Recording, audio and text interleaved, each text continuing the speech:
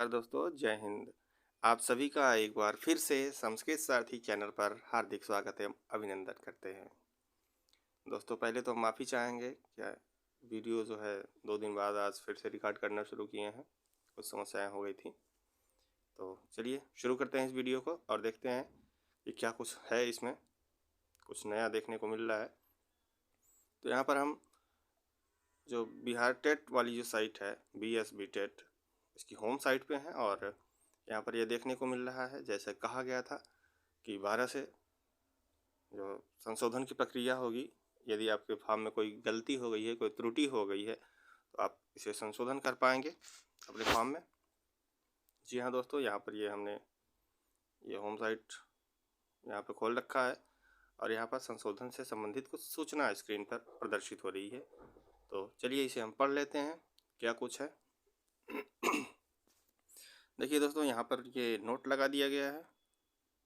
Note में कहा जा रहा है, अभ्यर्थी अपना नाम और आवेदन संख्या को छोड़कर सभी प्रविष्टियों में, यानी अपना नाम और आवेदन संख्या जो आपको मिला होगा, या फिर यूँ कह लें कि अपना नाम और मोबाइल नंबर और ईमेल आईडी, ये 3 चीज़ जो आपने रजिस्ट्रेशन करते समय लगाया था, इंटर किया था, इन तीनों चीज़ों को छोड़ करके आप बाकी के सभी जितने भी एंट्रीज हैं उसमें आप संशोधन कर सकते हैं, करेक्शन कर सकते हैं।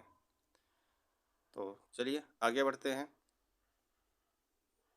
कहना है कि अभ्यर्थी अपना नाम व आवेदन संख्या को छोड़कर सभी प्रविष्टियों फील्ड्स में संशोधन कर सकता है। अभ्यर्थियों को सूचित किया जाता है कि संशोधन के दौरान अगर आप अपनी कोटि, उपकोटि, यानी जो आपकी कैटेगरी है, जैसे जनरल से ओबीसी में जाएंगे, या फिर ओबीसी SC ST हो गया, PH कैंडिडेट हो गया, फीमेल कैंडिडेट हो गया, ठीक है।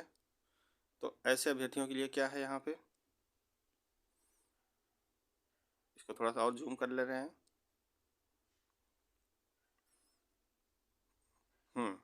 संशोधन के दौरान अगर आप अपनी कोटि, उपकोटि, अनुसूचित जाति, अनुसूचित जनजाति, दिव्यांग को बदलकर अन्य कोटि को चुनते हैं, या फिर एक पेपर से दोनों पेपर के विकल्प को चुनते हैं, जैसे आपने केवल हाई स्कूल के लिए आवेदन किया हो और बाद में आपको याद आया कि नहीं, मेरा तो जो है इंटर वाला जो PGT लेवल का है उसमें भी हमारी योग्यता थी, तो क्यों ना हम संशोधित करके दोनों लेवल के लिए हम यहाँ पर फॉर्म को भर दें, ठीक है।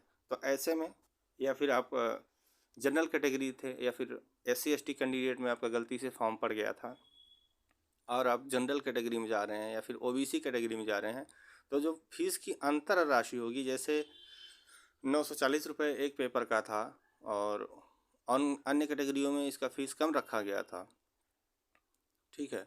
तो आप SC कैटेगरी से जनरल कैटेगरी या फिर OBC कैटेगरी के लिए अप्लाई कर रहे हैं, तो जो आपका जो फीस है OBC कैटेगरी का या फिर जनरल कैटेगरी का 900 है, और मान के चलते हैं कि उसका 600 रहा होगा SC ST का, या फिर 400, तो जो भी 940 में अंतर आ रहा है तो आपको पेमेंट करना होगा। अथवा हाँ, यदि आप अपने अंतर राशि का जो भुगतान नहीं कर पा रहे हैं, ठीक है, अंतर राशि का भुगतान करना अनिवार्य है, अन्यथा संशोधन मान्य नहीं होगा और आपका आवेदन पूर्ववत रहेगा। जैसे आप SC ST कैंडिडेट हैं, देखिए यहाँ पर हम लिख दे रहे हैं SC ST कैंडिडेट हैं, आपने फॉर्म में SC ST लगा रखा है, जबकि आप वास्तविक में जनरल में वहाँ पे फॉर्म भरना था आपको।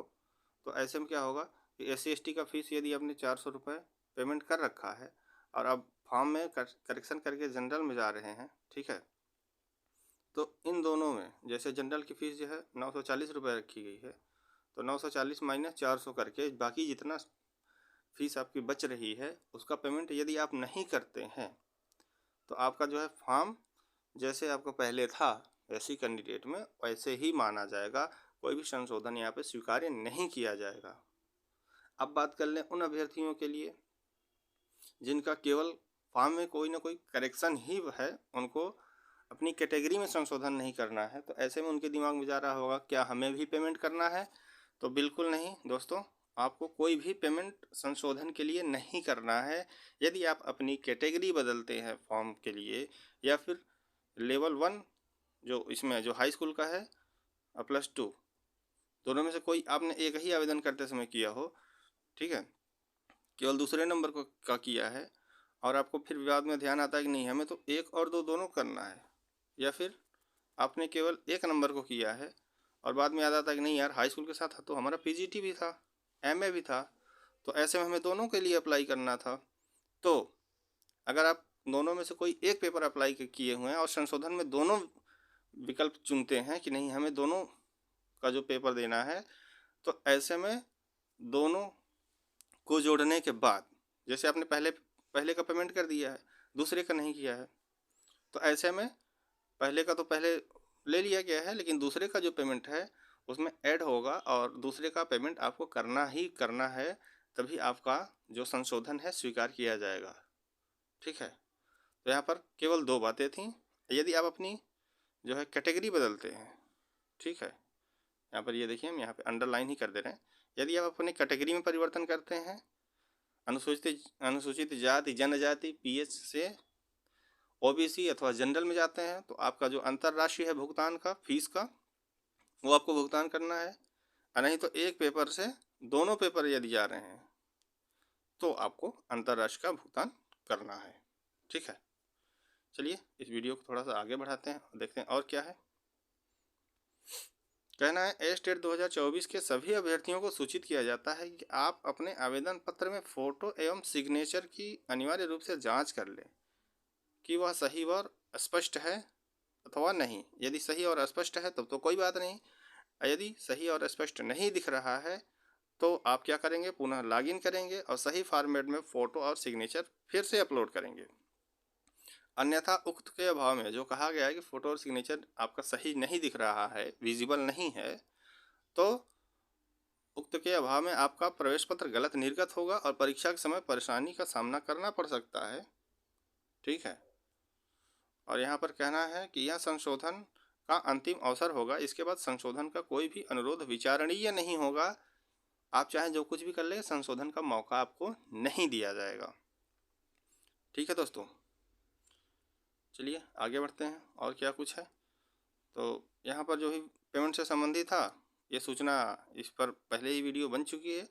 यदि आपने नहीं देखा हो तो आप चैनल के उसमें जा कर के देख सकते हैं, चैनल पर वीडियो पड़ी हुई है। और आप अवश्य से ही अगर आपके फॉर्म में कोई भी गलती दिख रही हो तो यहाँ पर आप ज़रूर से ज़रूर अपना संशोधित कर लें, संशोधन करवा लें कहीं ना कहीं से। तो दोस्तों बस वीडियो में मात्र इतनी जानकारी थी। और हाँ, ये जो फॉर्म है इसका हम लिंक जो है डिस्क्रिप्शन बॉक्स में दे देंगे, वहाँ से जा कर के वीडियो जैसे ही ख़त्म होगी वहाँ से इस लिंक पर क्लिक करेंगे तो आपका ये फॉर्म का जो ये लिंक है ये यहाँ पे आपको खोल देगा, यहाँ पर आप लॉगिन कर पाएंगे। ठीक है, लॉगिन में करना क्या है, लॉगिन में वही पुराना काम करना है, आपको अपना मोबाइल नंबर और आपने जो स्वयं से पासवर्ड बना रखा है उसको डालना है। यदि आप पासवर्ड भूल गए हैं तो फॉरगेट पासवर्ड पर क्लिक करेंगे और यहाँ से एक नया पासवर्ड बना सकते हैं। बस दोस्तों इस वीडियो में मात्र इतनी जानकारी थी। मिलते हैं आपसे अगले वीडियो में। हाँ, यदि वीडियो आपको अच्छी लगी हो तो लाइक शेयर सब्सक्राइब और कमेंट करना ना भूलें। जय हिंद जय भारत।